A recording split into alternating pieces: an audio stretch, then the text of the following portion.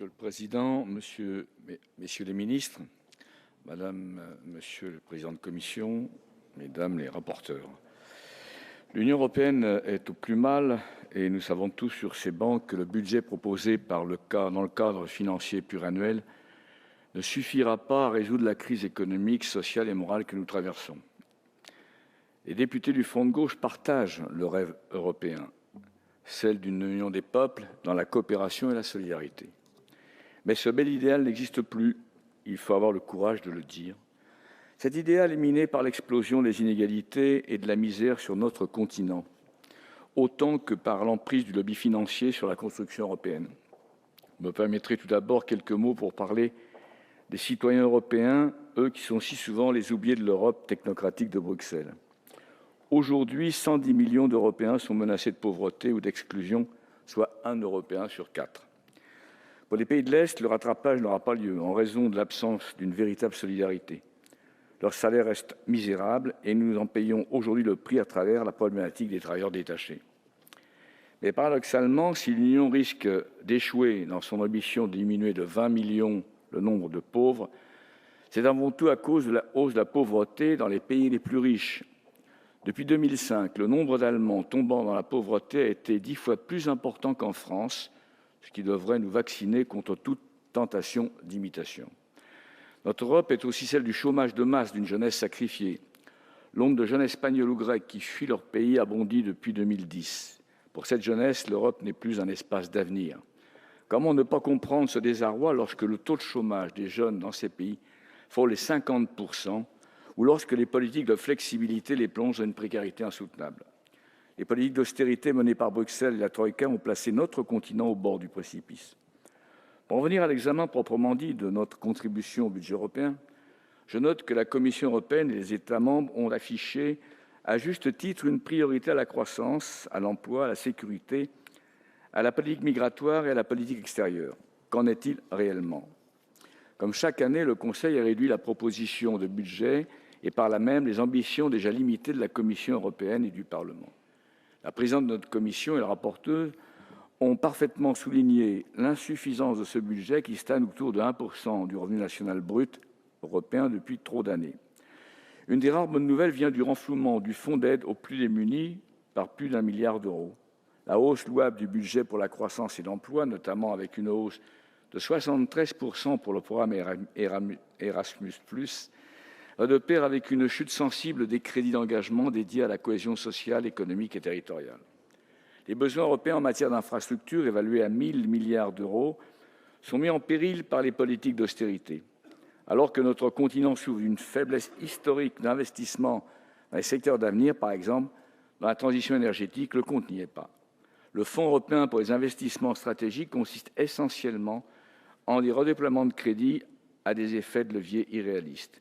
Quant au fonds d'ajustement à la mondialisation soutenant les salariés victimes de plans de licenciement, il reste toujours aussi bas. Pire, il ne connaîtra aucune hausse d'ici 2020. Comment admettre que moins de la moitié de ce fonds a été mobilisé en 2014 alors que les plans sociaux se multiplient dans toute l'Europe et singulièrement en Grèce? La politique agricole commune continue d'engloutir l'essentiel du budget européen, mais pour quel modèle agricole et pour quels résultats? Malgré les 9 milliards d'aides pour la France, nos petits producteurs n'ont jamais été autant en difficulté. L'Union européenne et son budget sont aujourd'hui incapables d'impulser une relance économique ou de lancer des programmes phares d'investissement, comme a pu l'être en son temps Airbus. Sur le volet de la solidarité, la crise des réfugiés a démontré que le cadre financier pluriannuel était déjà hors sujet. En effet, 300 millions supplémentaires ont dû être budgétés en urgence en 2016. Le drame syrien n'a pourtant rien de nouveau. Je m'étonne que pour l'année 2014, seulement 13 millions d'euros aient été décaissés pour la Syrie. Nous regrettons par ailleurs que le programme sécuritaire bénéficie toujours davantage de crédits que la lutte contre les causes de ces crises et l'aide aux réfugiés. Frontex a ainsi empoché 20% supplémentaires ces dernières années au point de conforter l'image d'une Europe forteresse. Concernant le montant du prélèvement européen, nous pouvons que nous inquiéter de la hausse continue de la contribution nette de la France depuis 2008 jusqu'à atteindre 8,2% de nos recettes fiscales. Cela pose d'autant plus de problèmes qu'elle grève nos marges de manœuvre dans le cadre de l'orthodoxie financière, budgétaire, aveugle de Bruxelles. Je partage totalement l'avis de notre rapporteur décrivant le système de ressources propres comme un mode de financement obsolète, opaque et inefficace. La France a échoué à le réformer. Est-il normal que nous continuions à financer le rabais britannique alors que la City pille nos recettes publiques par l'évasion fiscale? Est-il normal que le Luxembourg soit le premier bénéficiaire net des retours européens avec 3 118 € par habitant contre 205 pour la France, alors que le Grand-Duché s'est fait spécialiste du dumping fiscal sous la conduite de M. Jean-Claude Juncker? Tout le monde s'accorde à dénoncer l'absurdité de ce système où les États membres, tels des marchands de tapis, négocient les rabais. Mais nous sommes hélas bien seuls lorsque nous proposons de revisiter le fond en comble les traités européens pour mettre les institutions au service d'une véritable ambition européenne. Nous sommes tout aussi seuls lorsque nous plaidons pour l'instauration d'une taxe carbone aux frontières de l'Europe ou encore pour une véritable taxation des transactions financières pour placer notre continent sur la voie de l'emploi et de la transition énergétique. Au-delà de l'examen du budget, je tiens à dire que le problème européen est moins financier que politique, avec l'absence totale d'un cap commun européen. La crise des réfugiés a démontré l'incapacité de l'Europe à anticiper les défis sur notre continent, mais aussi son incapacité à parler d'une même voix. En matière de politique étrangère, l'Europe n'existe pas, et les dernières réformes institutionnelles créant un service diplomatique européen n'ont rien changé.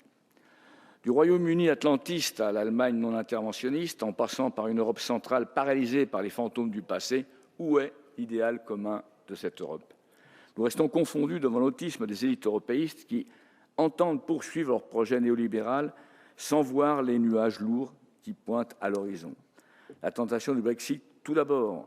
Ce référendum sur la sortie de l'UE ne surprend pas de la part d'un Royaume-Uni foncièrement hostile à l'émergence d'une Europe forte, mais il symbolise la perte d'attractivité du projet européen. Ensuite, le repli xénophobe menace l'Europe d'une implosion sociale. Nous vivons aujourd'hui dans une Europe de la concurrence exacerbée entre les peuples et entre les travailleurs. Le risque d'une guerre de tous contre tous existe bel et bien. Enfin, l'Union européenne est devenue une tête sans corps, puisque de plus en plus de citoyens européens la rejettent avec force. Une technocratie hors sol bafoue toujours un peu plus la souveraineté populaire en s'asseyant sur le vote des électeurs européens, comme ce fut le cas lors des référendums en France et en Irlande. Un point de non-retour a été atteint cet été avec ce qui s'apparente à un véritable coup d'État financier contre le peuple grec. L'euro s'est converti en une terrible arme contre les peuples qui les prive de choisir leur destin et empêche toute possibilité d'alternative. Les dettes publiques sont l'instrument d'un chantage politique et on ne sera pas surpris dès lors de l'absence de volonté de les effacer. Bruxelles a subrepticement remplacé la légitimité démocratique par la légitimité plutocratique en devenant le fondé de pouvoir des lobbies de la finance. Cette finance qui a fait de la construction européenne une coquille vide, en siphonnant méthodiquement toute velléité de régulation, toute ambition d'harmonisation, au point qu'il ne reste qu'une zone de libre-échange dont le funeste traité transatlantique marquera sans doute la dilution.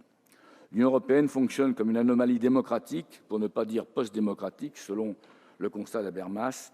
L'examen même de ce budget relève d'une parodie de démocratie, puisqu'il s'appliquera quel que soit le vote du Parlement, malgré l'importance des volumes en jeu.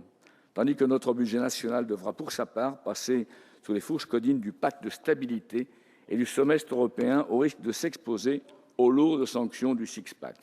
Parce que nous refusons ce dessaisissement démocratique, parce que nous ne partageons pas les orientations libérales de ce budget, les députés du Front de gauche voteront contre l'article 22 du projet de loi de finances.